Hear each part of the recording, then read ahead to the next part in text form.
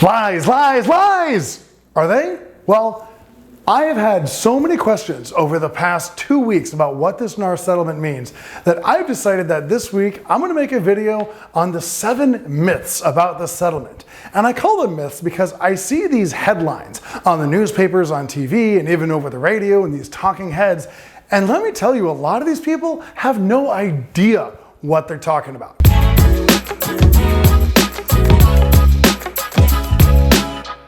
So here we go. Myth number 1. The first myth is that the seller pays the buy-side commission. That is not the case.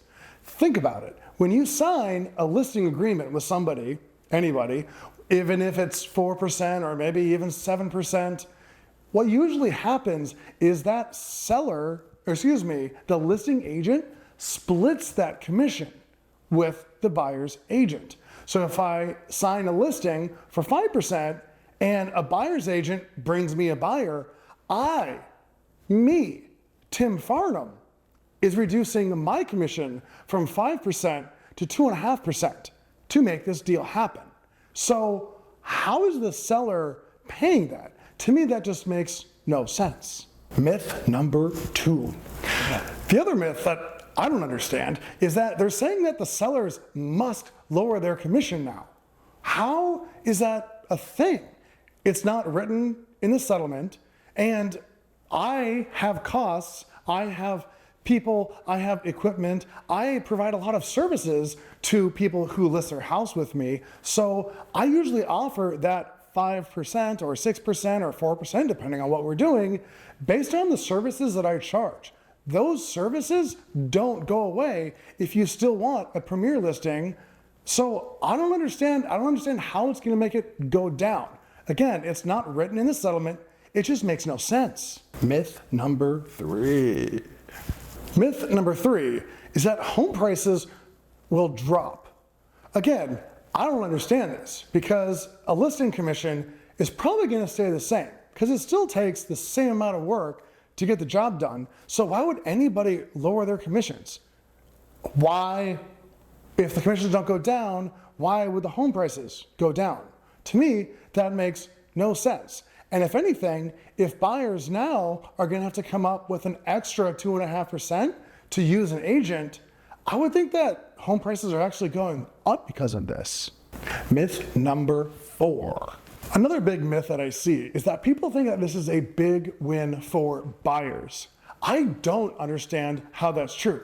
If you are going through, I don't know, a divorce, and somebody says, hey, I'll pay for your divorce attorney for free, or it doesn't cost you anything to have a divorce attorney, I would say that's a pretty good deal. And that's kind of what's been going on because, again, the listing agent actually uses half of their commission to pay for the buy-side agent.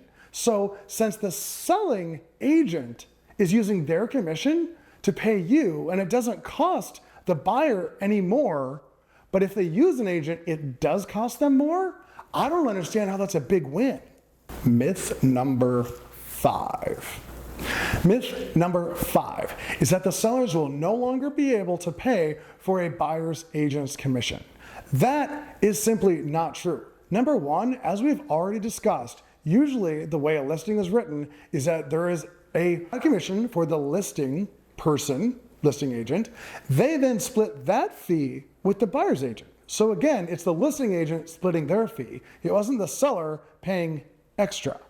The other thing is that even with this new arrangement, with this new settlement, there is nothing in the language preventing a seller from saying, hey, I am offering a 2.5% to a buyer's agent if they can bring me a buyer.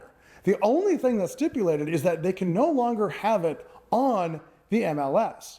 But there is nothing preventing an agent from having a website that says, we offer 2.5% buy-side commissions to every single person that buys a home from us.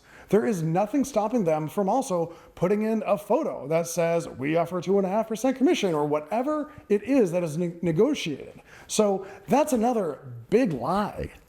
Number 6. Number 6 is that buyers must pay their own fees.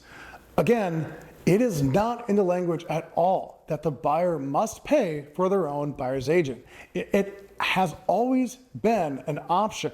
It has always been an option for the listing agent and the seller if they're going to offer half of the listing agent's commission to a buyer's agent. And again, the language never, ever, ever, it is not in there. There's nothing that prohibits a seller or a seller's agent from offering part of the listing agent's commission to the buy-side agent. So it's just a big lie.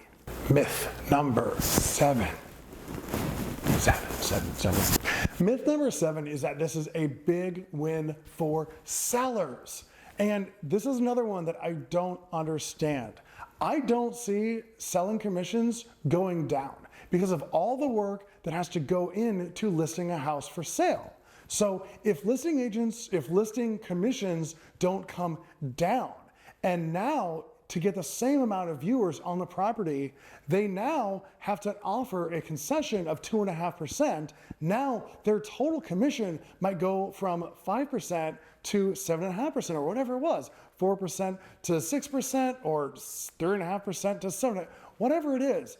If they now have to pay extra for the buyer's agent just to get the sale because it wasn't included, then how is that a win?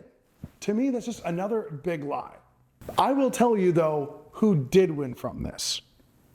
Do you know that everybody in this class action lawsuit as a plaintiff is going to get $10? That's right, they're going to get 10 whole American dollars from the National Association of Realtors allegedly forming a cartel and price fixing. Do you know how much the lawyers are getting out of this? The lawyers are getting an estimated $80 million out of the settlement. So who really won?